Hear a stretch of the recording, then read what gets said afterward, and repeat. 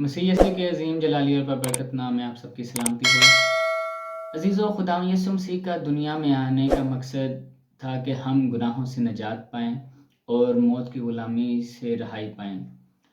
अजीज़ों, मोअज़ात दिखाना खुदा यीशु मसीह के आने का मकसद नहीं था। ये उसके आने की निशानियाँ थी जो उसने अपने बंदा यशायाह पे ज़ाहिर की थी।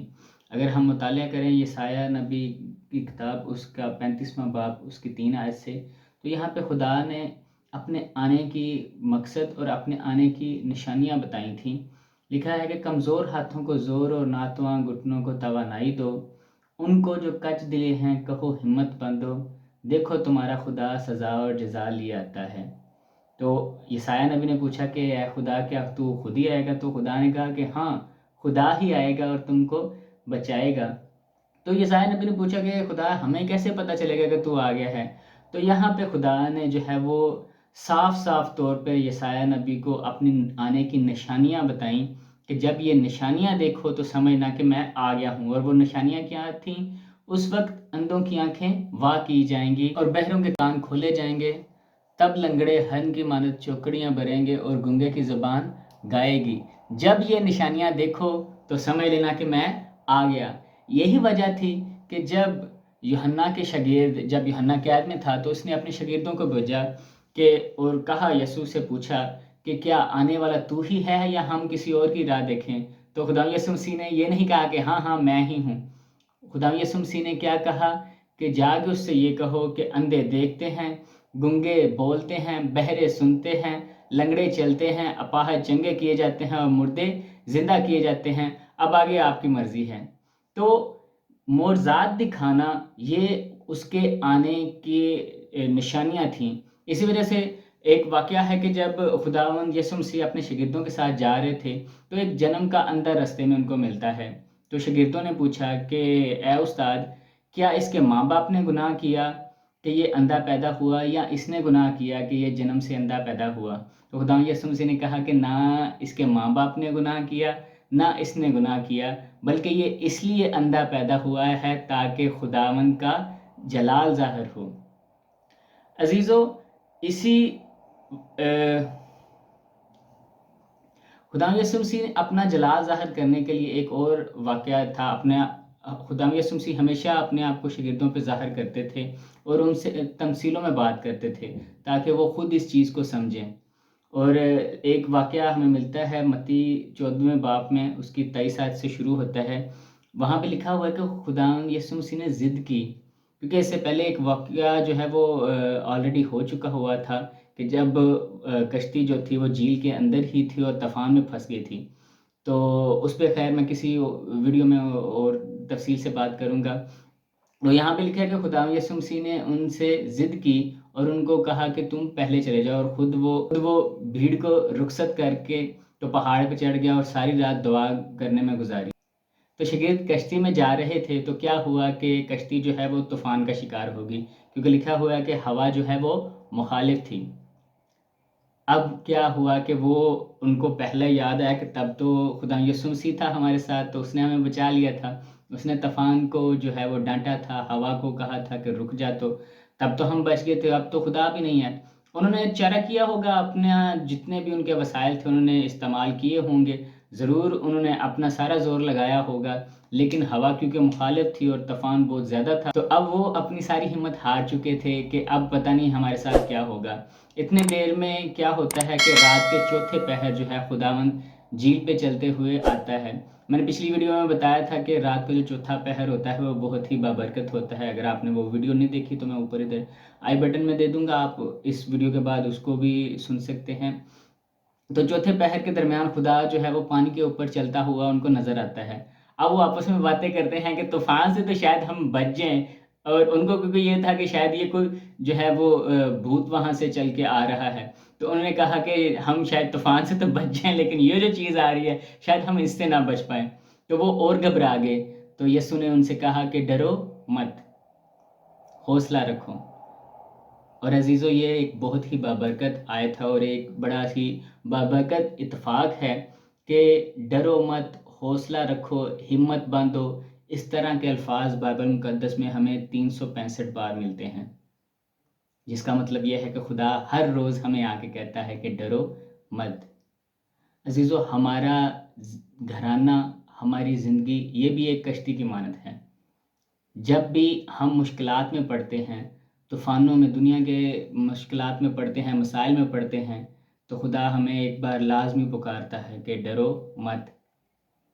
اب یہ ہمارے اوپر ہے کہ ہم اس کو اپنا خدا مانتے ہیں یا نہیں۔ اب آگے دیکھیں کہ آگے کیا ہوتا ہے۔ یہ پطرس کہتا ہے کہ اے خدا، اگر تو ہے تو مجھے بھی حکم دے کہ میں بھی چل کے تیرے پاس آؤں۔ یسوع نے کہا آ جا۔ اب یہاں پہ ایک بڑا ہی انٹرسٹنگ واقعہ ہے کہ پطرس جو ہے وہ اترا کشتی سے اور چلتے ہوئے خدا کی طرف جا رہا ہے۔ اب وہاں سے خدا یسوع مسیح جو ہے وہ پانی کے اوپر چلتے ہوئے آ رہے ہیں، اور یہاں سے پطرس ان کی طرف چلتا ہوا آ رہا ہے۔ یہ ایک قابل غور بات ہے کہ جب تک اس کی نظریں خدا یسوع مسیح کے برابر رہیں، چل رہا تھا، اس کا قد اس خدا یسوع مسیح کے قد کے برابر تھا، اس کی آنکھیں خدا یسوع مسیح کی طرف لگی ہوئی تھیں، جب تک تو وہ خدا یسوع مسیح کی طرف دیکھتا رہا، تب تک تو وہ پانی پہ چلتا رہا۔ اور جیسے ہی نظریں ہٹائیں، دیکھا کہ میں تو پانی پہ چل رہا ہوں، تو کیا ہوا؟ وہ ڈوبنا شروع ہوا۔ جب ہم کہتے ہیں کہ میں یہ کر رہا ہوں اور ہم ادھر ادھر دیکھتے ہیں، خدا سے نظریں ہٹا دیتے ہیں، اس سے تعلق توڑ دیتے ہیں، تو ہم کیا ہو جاتے ہیں؟ پانی میں ڈوب جاتے ہیں۔ پھر بھی کیا ہوا کہ اس نے پکارا، خدا کو پکارا، تو خدا نے جو ہے اپنا ہاتھ بڑھا کے اس کو تھام لیا۔ اور یہ ایک پیشن گوئی بھی تھی جو دوسرے سیموئیل میں اس کے 22 باب کے 17ویں آیت میں ہے، اور یہ پطرس کے بارے میں ایک پیشن گوئی کی گئی تھی کہ اس نے اوپر سے ہاتھ بڑھا کر مجھے تھام لیا اور مجھے بہت پانی میں سے کھینچ کر باہر نکالا۔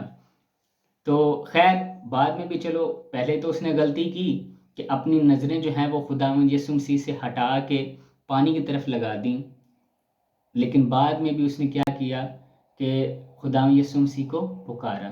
جب بھی مصیبت آتی ہے، بہتر تو یہی ہے کہ ہم پہلے ہی اپنا تعلق، اپنا قد، اپنا معیار یسوع کے برابر رکھیں اور اپنی نظریں اس کی طرف لگائے رکھیں، تاکہ ہم مصیبتوں میں پڑے ہی نہ۔ اگر پھر بھی ہم مصیبتیں آ جاتی ہیں تو پھر بھی ہم دعا کریں اور یسوع کو پکاریں، تو وہ اپنا ہاتھ بڑھا کے ہمیں بچا لیتا ہے۔ تو عزیزو، اس سے ہمیں یہ سیکھنے کو ملتا ہے کہ پہلی بات تو کبھی بھی آپ نے جو ہے وہ یہ چیزیں نہیں دیکھنی کہ ہماری مشکلات بہت بڑی ہیں۔ اگر تو خدا یسوع مسیح کو اپنا خدا مانتے ہوں، جیسے میں نے بتایا کہ خدا یسوع مسیح جگہ بہ جگہ بار بار اس نے جو ہے وہ یہ ظاہر کیا ہے کہ وہ خدا ہے، اور میں نے جیسے پہلے بتایا کہ اس کے آنے کا مقصد خدا نے یسوع کے سپرد 4-5 کام کیے ہیں، جس میں پہلا کام تھا کفارہ دینا، وہ اس نے کر دیا ہے۔ 2000 سال پہلے وہ زمین پہ آیا اور اس نے کفارہ دیا، اور موت پہ اور شیطان پہ اس نے فتح پائی۔ اس کے بعد آمدن ثانی، پھر شیطان کے ساتھ آخری معرکہ، 1000 سالہ بادشاہی، اور پھر وہ عدالت کرے گا۔ خیر اس پہ میں پھر کسی ویڈیو میں تفصیل سے بات کروں گا۔ تو خداوند یسوع مسیح کا معجزات دکھانے کا مقصد صرف یہ تھا کہ وہ یہ ظاہر کرے کہ وہ خدا ہے۔ اگر تو ہم اسے خدا مانتے ہیں تو اپنی مشکلات کو، اپنی پریشانیوں کو یہ بتائیں کہ ہمارا خدا کتنا بڑا ہے، تو آپ کبھی بھی مشکلات میں پڑیں گے ہی نہیں۔ خیر اگر پھر بھی جیسے خدا اپنے چاہنے والوں کو آزماتا ہے، اور پھر اس نے کرنتھیوں میں یہ بھی کہا ہوا ہے، کرنتھیوں کے خط میں پالوس رسول کہتا ہے کہ ہم کبھی کسی ایسی آزمائش میں ہی نہیں پڑے جو ہماری برداشت سے باہر ہو، بلکہ خدا تو آزمائش سے نکلنے کی راہ بھی تیار کرتا ہے۔ کبھی بھی ہو اگر آپ مصیبتوں میں پڑ بھی جاتے ہیں تو اس کو اپنا خدا مانتے ہوئے اس کو پکاریں، وہ اپنا ہاتھ بڑھا کے آپ کو باہر نکال لے گا، ساری مشکلات سے باہر نکالے گا۔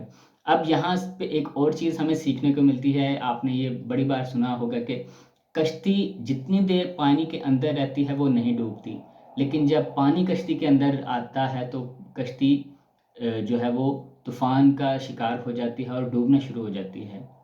دنیا میں رہو لیکن دنیا کے ہم شکل نہ بنو۔ اپنے قد کو، اپنے معیار کو خداوند یسوع مسیح کے برابر رکھیں۔ عزیزو، آج کی جو آیت ہے جو میں چاہتا ہوں آج آپ سیکھیں، عبرانیوں 12 باب کی 2 آیت، اور ایمان کے بانی اور کامل کرنے والے یسوع کو تکتے رہیں۔ اپنی نگاہیں خداوند یسوع مسیح کی طرف لگائیں، جب تک آپ اپنی نگاہوں کو خدا یسوع مسیح کی طرف لگائیں گے، کوئی بھی طوفان، کوئی بھی آندھی، کوئی بھی مشکلات ہو، وہ آپ کا کچھ بھی نہیں بگاڑے گی، کیونکہ ہمارا خدا سب سے بڑا ہے، وہ خدائے قادر ہے۔ خدا آپ کو برکت دے۔